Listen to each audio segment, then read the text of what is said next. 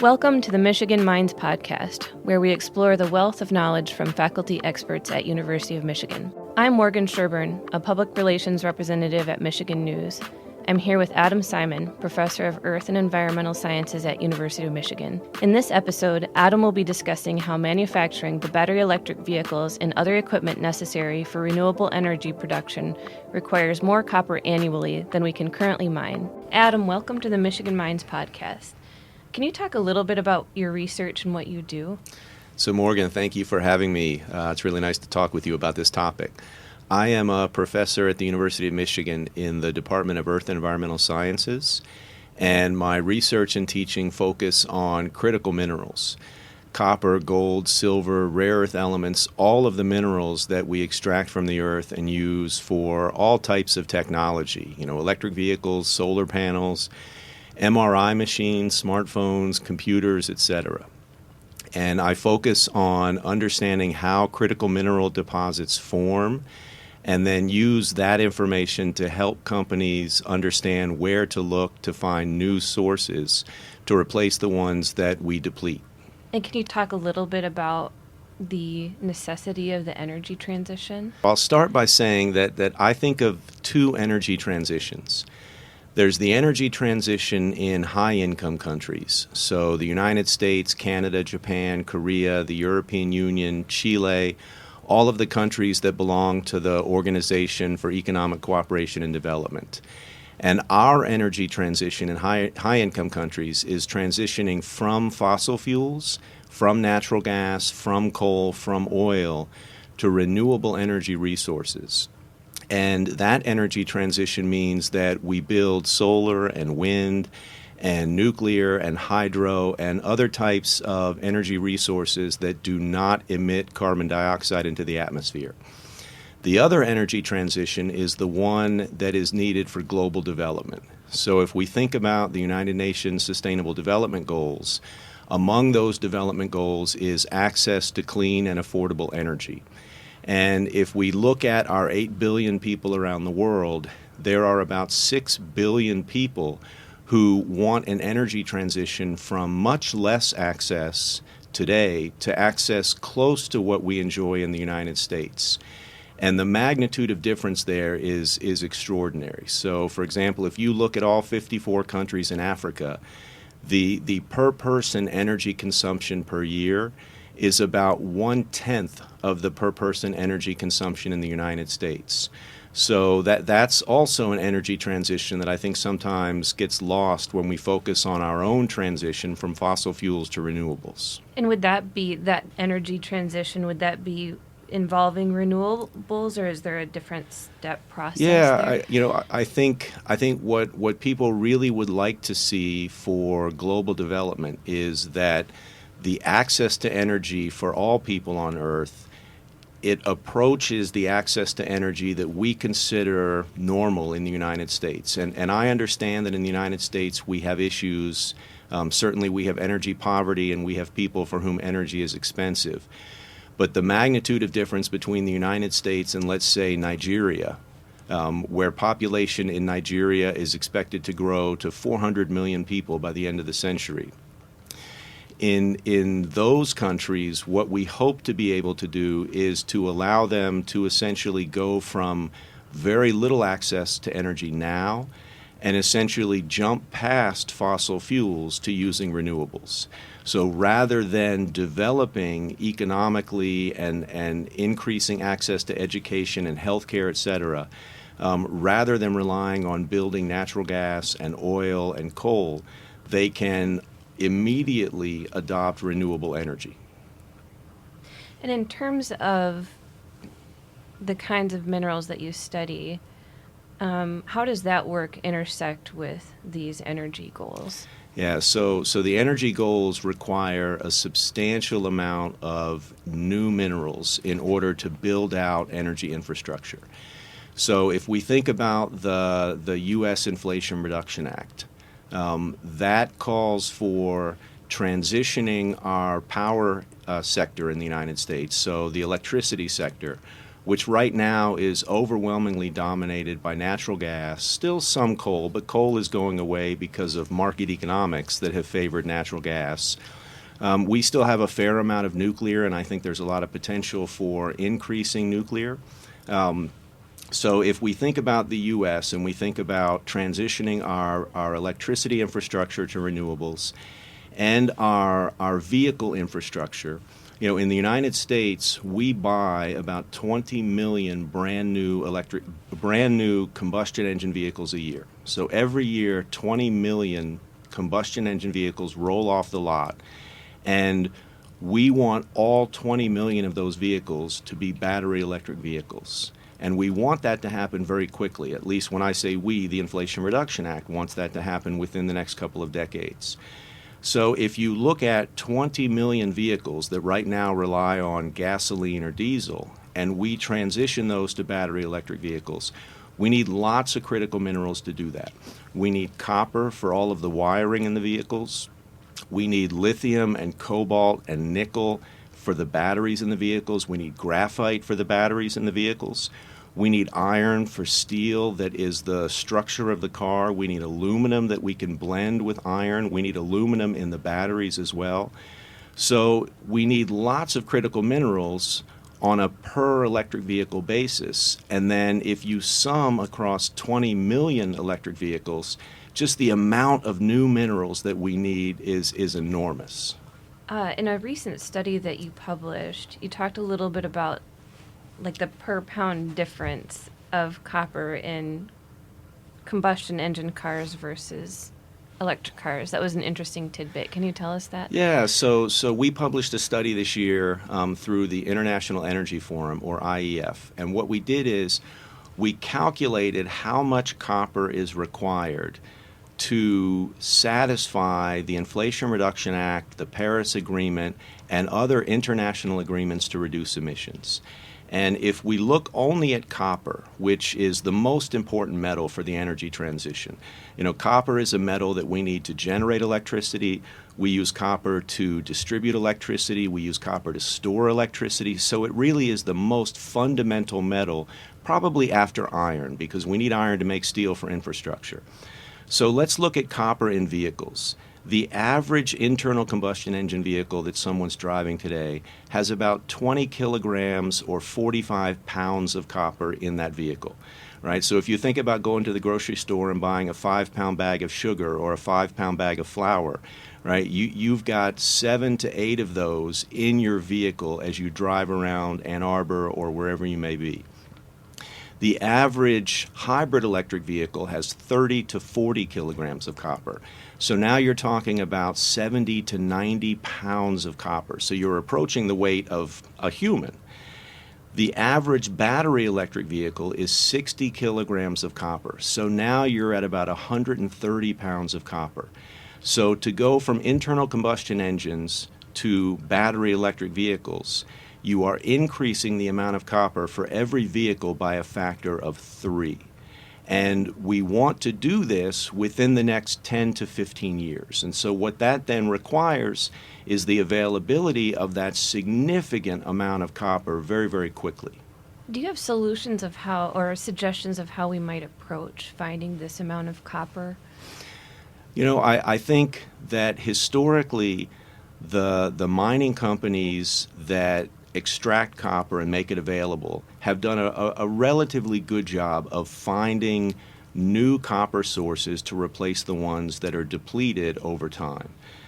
Certainly mining companies have made mistakes, and I won't excuse them. But if we think about it only through the lens of copper supply, from 1900 through today, copper has just always been available. It's always been there. So if Ford or GM or, Apple or Microsoft, if they need copper, they can simply rely on the market to provide that copper. And year over year, copper mining companies have been able to meet increasing demand. But over the last 125 years, the year over year increase in demand has been relatively small. I think over the last century, perhaps the largest annual increase in copper demand occurred in 1940 to 1941. And that was for wartime effort, when the United States was rapidly building up military capacity to enter World War II, which I think most people would agree was a very good thing. And copper demand increased pretty significantly, and mining companies were able to meet that demand. We're now talking about increasing demand much more than we did at the beginning of World War II. So mining companies globally, they see this, they're aware of this, they understand the various climate provisions written into legislation in the United States and the European Union and other countries. And copper mining companies have increased the amount of money that they're spending to search for and find new copper deposits. This is something they've been doing for at least the last decade. So, for example, the amount of money globally that mining companies spend to find new copper deposits in 2025 will be probably 5 times more than they did in 2005. So they're responding to this increase in demand. The challenge is that the increased spending has not resulted in an increase in new discoveries. So over the same time period, what we see is more money is being spent to find copper deposits and fewer copper deposits are being discovered. And what that tells us is that we need new technology, new innovation in order to improve the success rate of making new discoveries. And mining companies are also responding to this challenge. You know, we hear a lot about artificial intelligence, AI, and machine learning, ML. And mining companies have been employing AI and ML since before they became a thing to the average person. So they're hiring really bright people. There also are a lot of new startups that are employing new strategies, sort of thinking outside the box to find new deposits. In the study we published with the IEF, the good news is we estimated the total amount of copper in the Earth's crust across our 6 continents where we can mine. Antarctica's off limits. And we have enough copper. So we have more than enough copper for our energy transition. We have more than enough copper for the energy transition to achieve the UN Sustainable Development Goals. But what we don't have right now is the near-term supply pipeline to achieve both of those. So what we need to really think about how we allocate our use of copper so that it has the biggest impact. Is there any possibility of making up these shortfalls of copper in the short term through recycling? And then even in the long term, like, I wonder about all this, constant production. Will we be able to recover copper from vehicles that break down eventually, things like that? Absolutely. So your listeners may be familiar with this concept of a circular economy.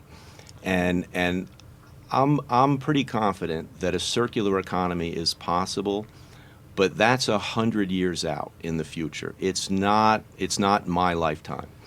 And the reason is that globally, we collectively use about 26 to 27 million tons of copper every single year.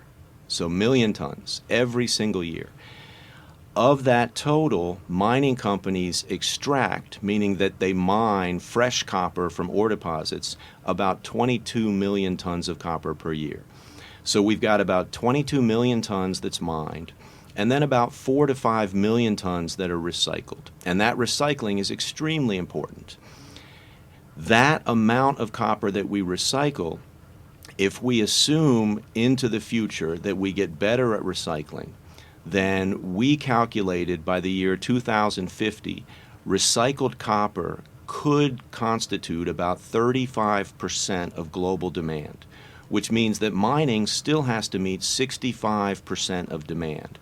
And that's because when we manufacture technologies today, whether it's a smartphone or an EV, the copper that we put in those technologies, it's in those technologies for years to decades.